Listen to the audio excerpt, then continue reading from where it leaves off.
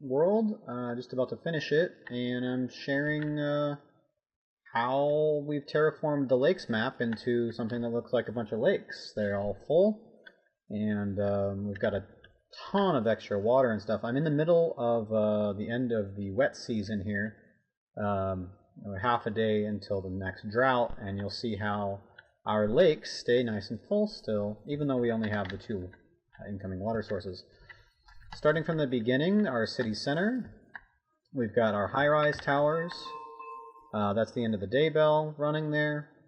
We've got clocks for after shift and pre-shift, which turn on or off certain buildings, which allow our guys to have lots of fun after work.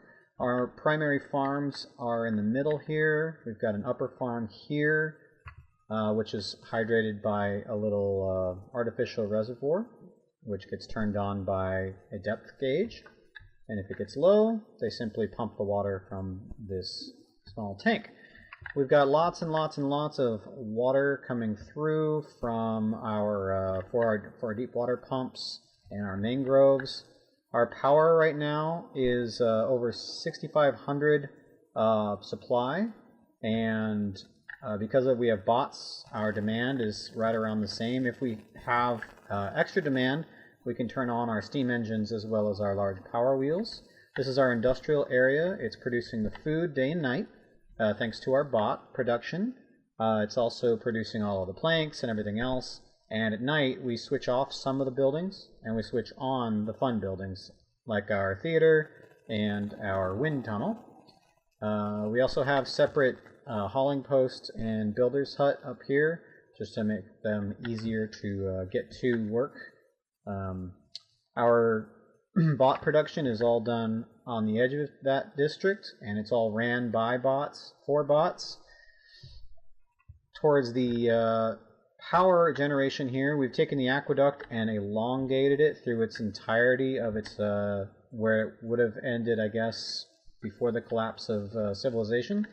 So we've got a whole bunch of small compact water wheels as well as the large water wheel. We also have a gravity battery between each one here, and if these gravity batteries are less than a certain amount available in storage, that's what turns on our extra engines here to get them cinched back up, basically, to supplement them. And the gravity batteries are there to kind of even out the power distribution. So the water wheels turn this way, and it goes down here underneath this bridge. They go this way, which makes a right-hand turn here underneath these bridges, and then it comes out here, and then it can either go off the map that way, or it can go off the map this way, both with one-way valves. We have it coming straight off the map right there. Over here we've got more scavenger areas if needed, and two-way stations to get us way out here. You can see how far away from the district center we are at this point. We also have our two-way station here, which helped us build our mega structure here, which is this levee, this dam here, made out of dirt. And the way that this works for bad tides is if there's a bad tide, obviously, this will sense it. It'll shut this, it'll open this gate, and all the bad water will just go off the map this way, not touching our water supply. Let's talk about the water supply a little bit. This water supply here is basically the incoming inlet from our main sources, and this is superfluous, basically. This here is a feeder for our primary lake. This lake here is no less than 2 high, and feeds our entire colony with water continuously. Its inlets are one-way valves provided by the main waterways here, so that it can only go this way. And as if we have too much water, we can let some out with this double floodgates and go off the map this way. And coming through here, there are 2 areas that it goes. Primarily, we have them going into here, which is where we generate some speed with a downhill thrust here. So we've got throttling valves, which are currently throttling a bit in order to maintain the water level here during either bad tides or droughts. And they let out water slowly, and just enough to keep the water wheels going, to keep all these plants healthy. And we also, in a drought, we also have our fluid dumps topping off the spillways as well, just to be safe.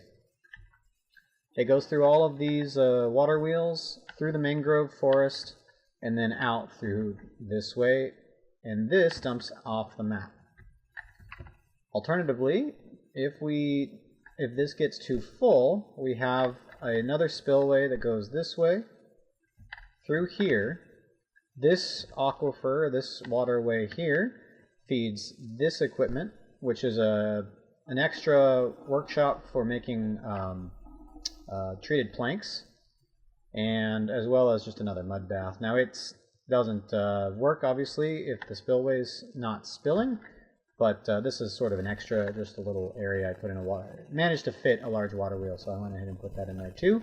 And all these buildings here pause if there's no power running to this water wheel.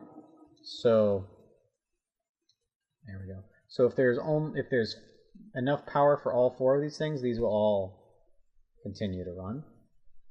And we've got storage for every building, has a little bit of storage next to it for what it produces and what it needs. That way haulers don't have to go as far.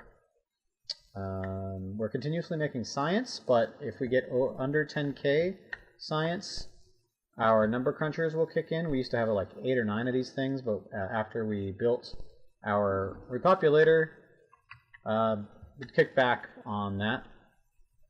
And yeah, that's pretty much it. I have it to where we're only producing new breeding pod spawn or adult breeding pod spawn if we have empty beds through automation. So right now we have an empty bed, so the breeding pods have unpaused. We needed all these at the beginning because we needed to fill out job slots, but I didn't want to make any more new beavers if we don't have the beds to hold them, and that basically ensures that I have the food to ensure that all the beavers are always well fed. Now that we're very stable, I have enough food forever, basically, so I just need to continue and launch our wonder here. So here we go. Here's the Earth Repopulator. Let's do it.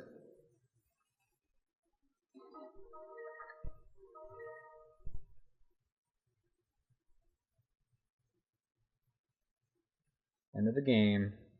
Go, my little bots, go.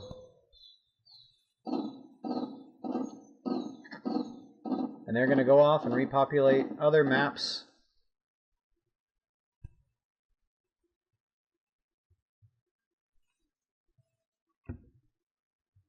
And take with them the knowledge they've learned from unlocking everything on the tech tree.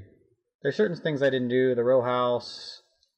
I didn't need the deep mechanical fluid pump, but I've got all the foods, everything in metal, everything in power excluding the clutch, everything in science, everything in automation excluding indicator, detonator, and the HTTP stuff and the memory stuff.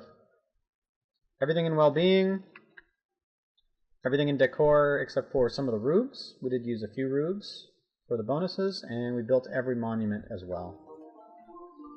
So that's the end of the game. Hope you liked my little town.